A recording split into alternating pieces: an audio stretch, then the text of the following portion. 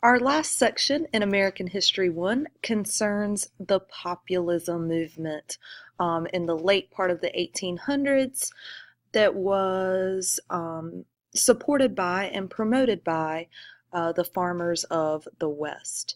So our essential question is, what led to the rise of the populist movement and what effect did it have? So this is a quote from a Farmers Alliance in 1890. There are three great crops raised in Nebraska. One is the crop of corn, one a crop of freight rates, aka railroad rates, and one a crop of interest, like interest on a loan. One is produced by farmers who sweat and toil to farm the land. The other two are produced by men who sit in their offices and behind their bank counters and farm the farmers. So this summarizes many of the problems that farmers had in the 1800s that they were organizing and protesting against. Farmers were struggling. They were heavily in debt because they had purchased farm machinery and could not produce enough crops to pay off that debt. In addition, railroad rates were expensive, and they needed the railroads to ship their crops back to the east to be sold. Many of the railroads were monopolized, and the railroad owners worked together to keep these prices high. And they would overcharge the single farmers and give better prices to larger companies. Also, bank loans had really high interest rates. So all of the debt that the farmers have, they are also paying high interest. So what do the farmers do? They organize. A lot of this organizing started at the Grange. The Grange was formed by Oliver Kelly in 1867, first as a social club. You'll remember that the life of a homesteader was very lonely. They lived far apart, couldn't regularly communicate, and the Grange attempted to bring them together for dancing and parties and to socialize. Once you have a bunch of farmers in a room together, naturally the topic of conversation turns to politics and all of the problems that they have, which they realize other farmers are also struggling with. So, from the Grange, farmers were able to get Grange laws passed, which set maximum rates for shipping on the railroads. So this was the first big victory for the farmers, reducing those railroad rates that they needed to move their goods to the east.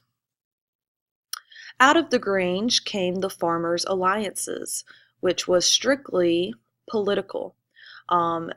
Farmers' alliances also worked to get farmers elected to state legislatures to strengthen the agrarian voice in politics. So these people who were elected to state legislatures obviously promoted the interest of the farmers, worked to get laws passed that would benefit the farmers and address all of these problems that farmers collectively felt. They also worked to get the government involved in regulating industry, specifically industries like the railroad, which were monopolized and charging high prices to the farmers.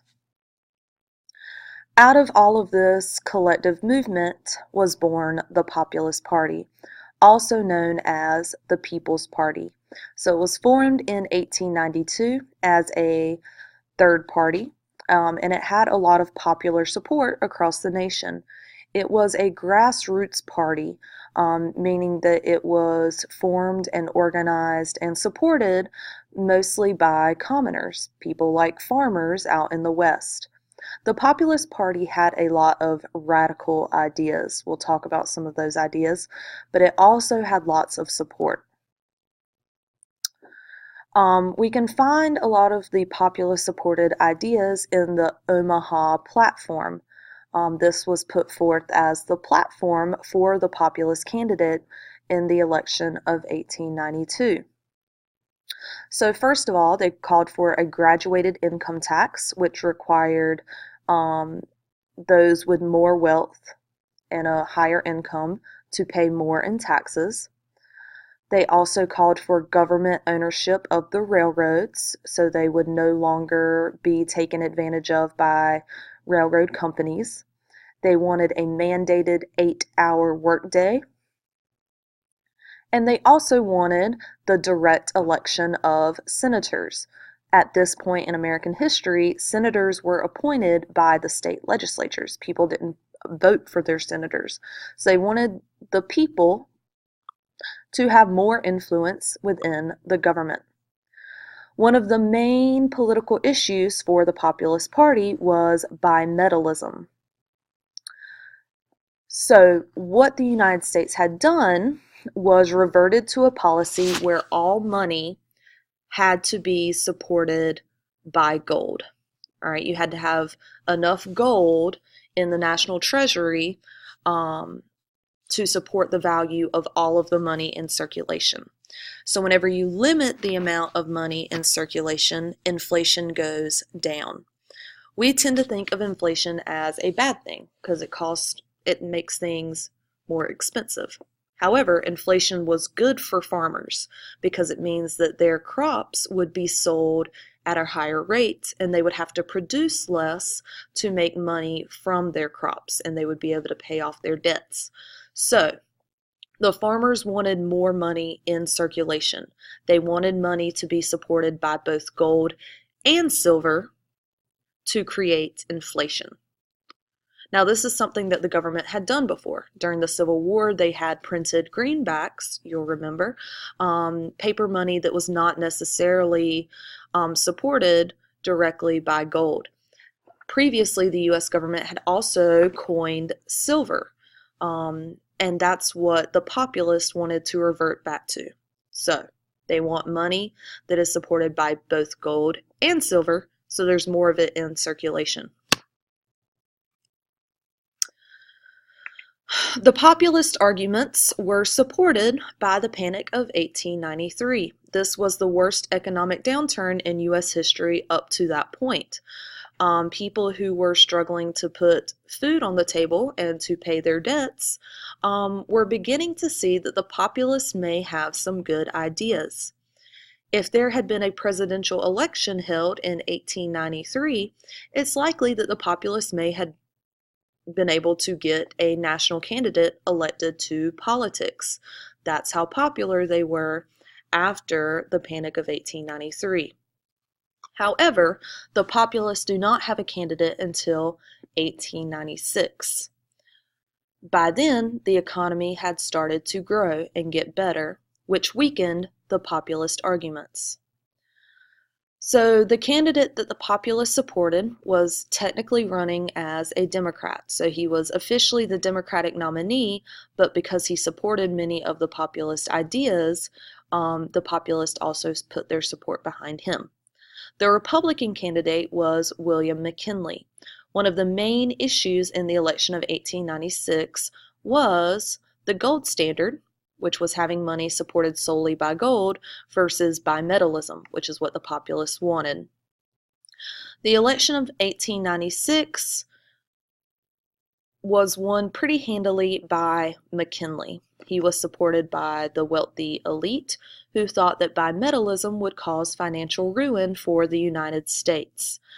We can see here the election map of 1896, the electoral vote was not even close. But whenever we look at the popular vote, Bryan did have a lot of support across the country, specifically in the South and in the West, where a lot of the farmers lived.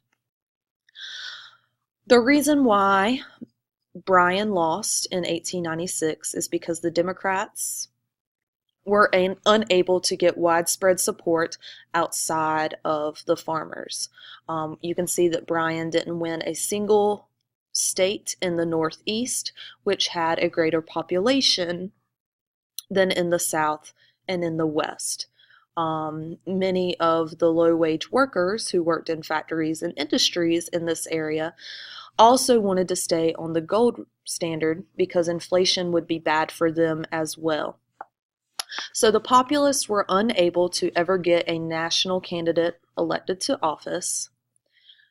And after the election of 1896, their popularity will die out. One of the reasons why William Jennings Bryan became the candidate supported by the Populist, was because of a speech he gave at the Democratic National Convention against the gold standard. This has become known as the Cross of Gold speech. William Jennings Bryan said, "You shall not press down upon the brow of labor this crown of thorns. You shall not crucify mankind upon a cross of gold." So the Populist legacy. The party was short-lived. They did not survive into the 1900s. But it was one of the largest third-party movements in American history, and many of the reforms that they had called for were later carried out by the Progressive Party, the Progressive Movement, that you'll learn about in American history too. So their legacy still lives on today in the 17th Amendment, which requires the direct election of senator, and in many of the reforms they called for to increase the people's voice in politics. And we're done with American History 1. Yay!